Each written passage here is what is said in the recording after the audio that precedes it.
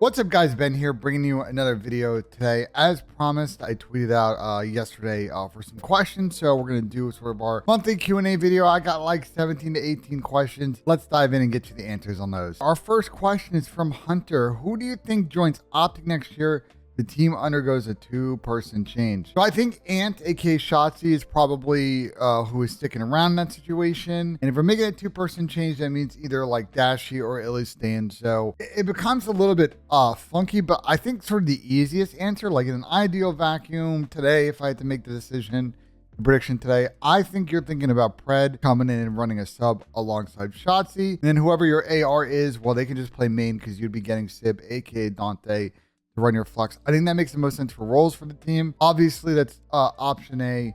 But I think Optic probably wants to try and target those two players. They both are theoretically out of contract after this season. And outside of like a FaZe or a Thieves also thinking about similar changes and adding some competition to Optic, I think they're probably the front runners right now to get both of those players. All right, next up, we have one of the guys who works for the CDL Sportsbook squad. I think he does social media for them. He comes in with a Fate of the Universe on the line. Well, you're already losing there.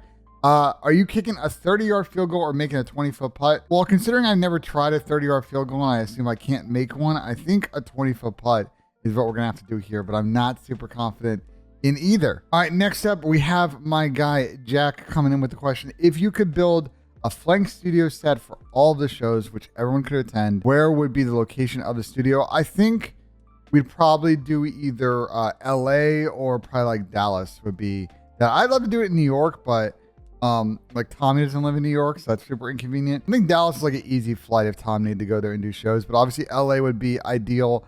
I would like to live in LA. The weather's good. Ideal. Like, I'm recording this video Friday morning in Ohio and like there's no sun out. I would love to live in LA where I can just like go to the beach anytime I want. So that's my thoughts on it. Probably out on the West Coast. All right, we got Tim Tom, what a username, coming in with a question for us. With XEO now forming with Dashy, do you think there is a possibility, I don't know why possibility is capitalized, for a new dynasty in the Optic organization? There's like a similar question later on to this, but I think to address this specific point, like this team could definitely win and win multiple times. I think it's gonna be really hard in the era of Call of Duty we're in right now to have a dynasty because all these teams are very competitive. And even if you get like, I don't know, like a Cold War FaZe type team, I think it's still gonna be hard to sort of run the table. I definitely think the Optic team can win. I think dynasty, let's see if they can win first before we start asking that question. All right, my guy Tiago comes in with the interesting question about Scump and Clay. Scump is retired. Clay is the last OG. Clay has proven that he improves and wins. Look at NY and LV in recent years. Where can he go to win another chip? So a couple of things here. So like, let's assume that Clay plays really good this season. Vegas probably top 6, top 8 team all season. Like, that's really good accomplishment for them. And Vegas decides they want to go in a different direction with their team. I can see a couple of potential destinations opening up. Obviously Seattle with all the roster changes could be an opportunity if they're sort of starting with a clean slate there. I mean, Optic could be one. We talk about roster changes. Like if this team doesn't work out and they want to make changes and they want a team with Clay, like Clay coming back to Optic would be an interesting and great storyline. I think one the league and us as fans would definitely enjoy. There are obviously teams like Florida and London that could obviously he could go to, but at that point, like why wouldn't you just stay in Vegas? And I guess Boston, like especially if their project doesn't work this season, they may want to go in a different direction. They floated with kind of picking up Clay apparently in the offseason, so I could see that one. You got my guy Drew, who writes over in Breaking Point. If you have not checked out his articles over there, he writes the good stuff. He asked, if they get on the same page and play up to the level of talent they're capable of, is the new Optic roster in a better position to win champs than when it was with him before he retired? Grammar issues aside with that question, I would say that I think they probably had a higher floor with Scump. I think Scump is really consistent in how well he's probably played over the last like 8 to 9 months. I like Collar, don't get me wrong, but I haven't liked what I've seen from him on the consistency front of the last, let's say 18 to 24 months. I think you'd have a better kind of floor with Scump. I think their ceiling is still the same though, for what it's worth. My guy Quanville asked, who is your favorite player to watch in the CDL? I have a couple. I really like watching Shotzi play. Obviously, Ant kind of pushes the limits of what you can do in terms of movement. And he's always a fun watch in games and POV. I love watching my guy Celium, aka MC. MC's like the hardest kill in in the game. And just like he takes a lot of interesting angles, and the playstyle is really good. Now I'm gonna pick like 2 more other sub players I really like to actually probably like 3 4 other sub players I really like to watch. I like to watch Sim's POV. He's really good at methodical. Abizi's POV is crazy. Hydra's POV is really crazy. And I love watching Pred run around. Those are probably like, what, like 6 players I just named. I obviously, if I had to pick one, probably gonna pick my son MC, because if I don't pick him, he's gonna get mad at me and I'm gonna get like poked a million times in TeamSpeak over the next few weeks. Next up, we got Hordes, and he asks, if LA Thieves were to make a roster move, do you think it'll be an AR swap or an SMG swap? I mean, I don't really think they're gonna make a roster move. I think their team's issues are just executing situationals and search. I think the hard point will come around with time. I just think they're a slow learning team in terms of getting into sort of their timings and what they want in hard point, but they're still winning them around a 50% clip. It's the S&D that's a real problem. And I don't think like a roster move is really going to fix that for them. I think they just got to keep plugging away at it and keep improving. If they were to make a roster change, I don't even know, bro. Like AR SMG swap, like there aren't players out there that are going to make their team better, if that makes sense. I think they've just got to look in-house and keep working on what they're working on. We got an interesting question from Daniel. Do you think we'll ever see Activision collab with a company such as Nike/Adidas to bring proper uniforms to teams, or do you think they would give orgs the freedom to explore their own deals? This is a great question. You know, for me right now, I think if I'm candid with CDL, one area of improvement is merch. I think they're, over the course of 4 years, like they haven't done a great job really empowering teams to do a lot of really cool merch. I think even the league provided stuff really hasn't been good. The Mitchell and Ness stuff, year 1 was really good, but that was a very limited collab. And I know they did some stuff with Anti-Social Club, and that was really cool at Champs, I think in like the 2nd year of Call of Duty. I think that was Cold War year. But yeah, I'd like to see a major equipment supplier that are going to have really good like blanks and really good source material do the jerseys. I think eventually we would see, I just don't know how quickly, but it's not out of the realm of possibility for sure. My guy Fonzie, who by the way has a really cool avatar with Method Zinni in it. I don't know if you see this. It's pretty funny. So he asked, with Warzone on the decline, do you think adding a ranked play to Warzone would revive its player base? If so, could you see Activision putting more emphasis on competitive Warzone? You know, the thing with Warzone is I think the best version of competitive Warzone kind of straddles the line with entertainment on that front. Like the World Series of Warzone, I think is really cool. And if they could run those more throughout the year, it'd be sick. I think if there's integration within the client itself, like you see with Fortnite and like the championship series there, it would be really good. I don't think ranked play is going to necessarily revive the player base of Warzone. I just think like they launched a game that wasn't finished on launch, was definitely a beta, and people really like also resurgence in the quicker map. So as we're going to get with season 2, that's a rumor, we're going to get a smaller map. I think that will bring more players back to Warzone because they like the quicker experience. And they don't like having to wait through 7 circles to get to an endgame. We got Lunatic coming in with a question I get usually every one of these Q&As. Do you know when they will add more teams to the CDL? So right now we have 12 teams. I think 16 at minimum is probably like a really good target.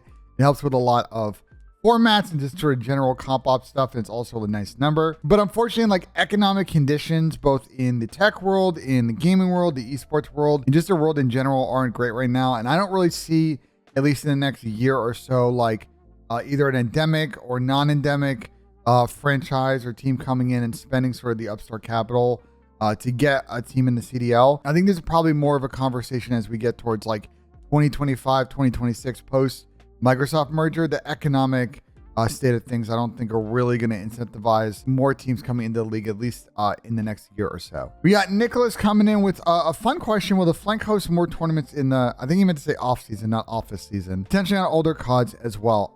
We'd love to run more tournaments. I think for us, it's not like we have oodles of cash sitting around for prize money. So if any TOs are interested in working with us to run events, like bang my line, bang Tommy's line, and we're happy to talk. I'm down to do throwback tournaments. I'm down to do collabs with some other people. We have a couple irons in the fire, I think, on the tournament front that I'm kind of like long tail ideas that I'm kicking around with a few people, but those are going to be probably not for a minute. But I would love to do another tournament with Activision if they're down.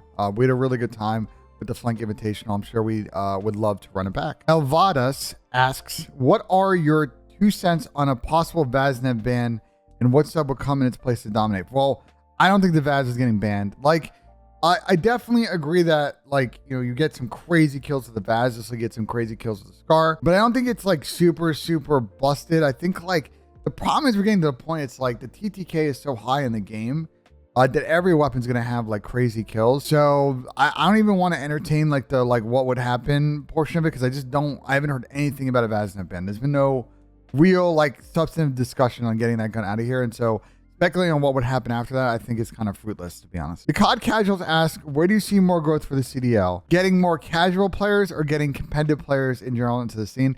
I think growth is always going to come from getting more casual players in the scene, right? People that casually play Call of Duty know the personalities, like really kind of want something to do on the weekends, or maybe they live local and they want to support their local team. Like getting people that understand Call of Duty, know the game modes, to get in and watch COD, CDL. Like I assume a lot of competitive players watch, S&D people, etc. It's really the casual audience that's the path to like really explosive growth for the esport. Oz Freak Show asks, how important are champ rings when it comes to the GOAT of COD? And do you think that Scump is the GOAT? I always say C6 is the GOAT and Scump is the king. I think like in terms of the most winningest player, like most chips, like most accomplishments, I think Crim is definitely the GOAT in that aspect. But if we want to talk about like Scump's contribution to the scene, same thing with Nate Shaw, like what they've done for the overall discourse of things, I think it makes him the GOAT in that aspect. It's not just purely on the competitive side. I think rings are important. They're obviously much harder to win now, I think, even though I think the tournament format back in like AW and Ghost was definitely more difficult with the regional qualifiers and then group stage. Now it's like, well, if you're on a CDL team, you just make the playoffs, you're good to go. But I think with this format we have now, I think it presents its own challenges. So I think rings are important, and you know, we're in a weird era where it's likely that this generation of players like your Simpson, your Beezies, may at least Shotzys may have more chance rings than like someone like Crim, but they're gonna have less event wins, and that's just a product of like how the scene works now with the CDL. Jay Shift asks, do you think competitive COD will ever return to 5v5? I think 5v5 is dead. It was an interesting idea to try and kind of match other esports, match a little bit of what Overwatch was kind of planning. I think the problem is, one, the games really aren't like, I don't think like things are really built for 5v5. For teams, that's really an extra player and salary that you've got to think about. 5 players plus a sub. So no, I don't think there are any discussions right now, nor is anyone thinking about going back to 5v5 like we had in Black Ops 4 and Modern Warfare 2019. And our final question of the video comes from Killzoid. Do you put overall stats or consistency on top when it comes to COD? Okay, so players can have really good spurts, but for me, like there's a reason why when you ask any player, like why is Simp always in your top 5? It's because that guy's consistent. And to me, that's my argument. It's like if someone is consistently dropping solid to very good stats and not really slumping, not having a lot of bad games, always being like a positive force in their teammate, making plays, like I put more stock in that than some person that like drops a 1-5 on occasion in a series or has a really good event and then falls off and is like really inconsistent in the next event. The players that are just kind of always running on that like 1 to 105 and being the top contributor on their team, those people I think are the GOATs and your best players when it comes to a year-to-year Call of Duty. All right, and that is it for this video. A fun Q&A as always. We'll do these sort of every couple of weeks to a month. I always enjoy getting these questions from the community, so thank you to everybody that submitted those. Let me know in the comments what you thought about some of the answers. In terms of videos coming up next week, obviously we'll be recapping week 2 of the CDL for Major 2, obviously. We'll also be talking a little bit about like some of the playoff chances for teams. We'll cover a little bit at the ends of the Elite playoffs because that finish up next Thursday. And then we have a big week of matches next week, week 3 of the Major 2 qualifiers. It's looking like we might have a lot of 3-2 and 2-3 teams right now. We can get some crazy tiebreakers next week, and we'll see who makes winners and who makes losers bracket for Major 2. As always, like if you enjoyed and subscribe for more, and we'll see you guys on the next one.